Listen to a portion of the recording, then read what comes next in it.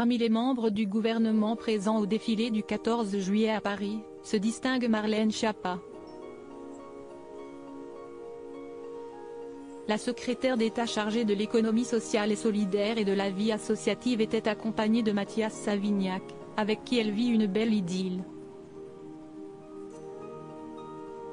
Les yeux étaient rivés sur les Champs-Élysées ce 14 juillet 2023 avec le déroulement du défilé de la fête nationale. Le président Emmanuel Macron a assuré la mission, non loin de son épouse Brigitte Macron, très élégante comme à son habitude avec son charmant boléro jaune pastel. La France a mis à l'honneur l'Inde en présence du Premier ministre indien Narendra Modi avec qui il a renforcé les liens diplomatiques et économiques qui unissent les deux pays.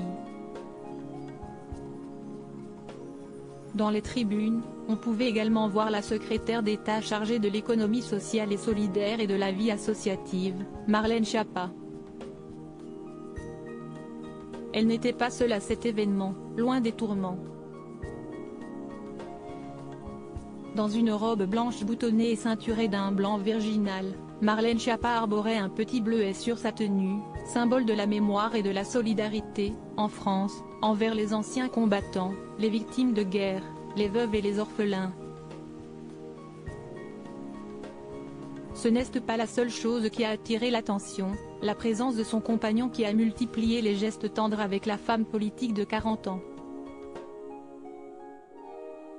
En effet, elle a assisté au 14 juillet avec Mathias Savignac, président de la Mutuelle Générale de l'Éducation nationale.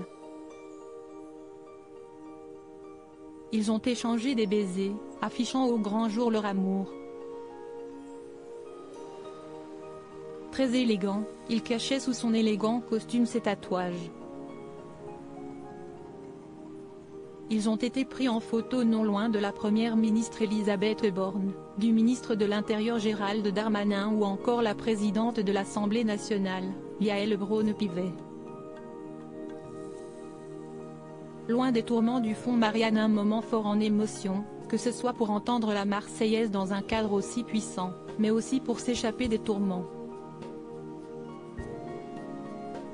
Maman de deux filles nées de son ancien mariage avec Cédric Bruguière, celle qui a posé pour Playboy a été questionnée lors de la commission d'enquête sur le fonds Marianne contre le séparatisme, mis en place en 2021, soit juste après la tragédie de Samuel Paty.